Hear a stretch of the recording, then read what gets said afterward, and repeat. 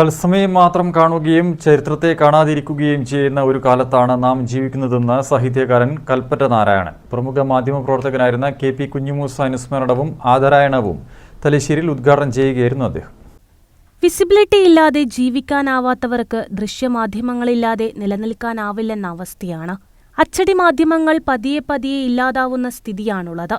ജനാധിപത്യത്തിലേക്കും മതേതരത്വത്തിലേക്കും നവോത്ഥാനത്തിലേക്കും ജനങ്ങളെ നയിച്ചവരായിരുന്നു ആദ്യകാലത്തെ മാധ്യമപ്രവർത്തകരെന്ന് കൽപ്പറ്റ നാരായണൻ പറഞ്ഞു. നാം എന്തായിരുന്നു അതായി തീരാൻ പത്രങ്ങൾ സഹായിച്ചിരുന്നു. ഇവിടെ ഈ ബീഡി തെറുപ്പുകാരുടെ ഒക്കെ ഇടയിൽ രൂപയിലായിരുന്നു അങ്ങനെ ഉണ്ടായിരുന്നത്.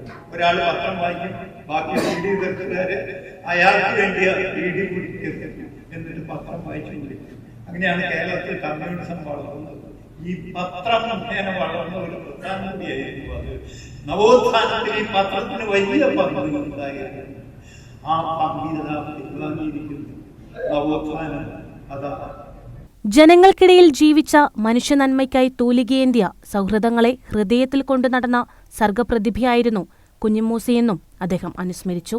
ഓർമ്മകളിൽ വെളിച്ചം എന്ന പേരിലാണ് കെ.പി. കുഞ്ഞിമൂസ അനുസ്മരണവും ആദരായണവും സംഘടിപ്പിച്ചത്. Professor AP. സുബൈർ അധ്യക്ഷത വഹിച്ചു. PK. Muhammad, Osman, Ponnam Krishnan, A. Udayan, COT. Azeez, advocate PV. Sainuddin എന്നിവർ സംസാരിച്ചു.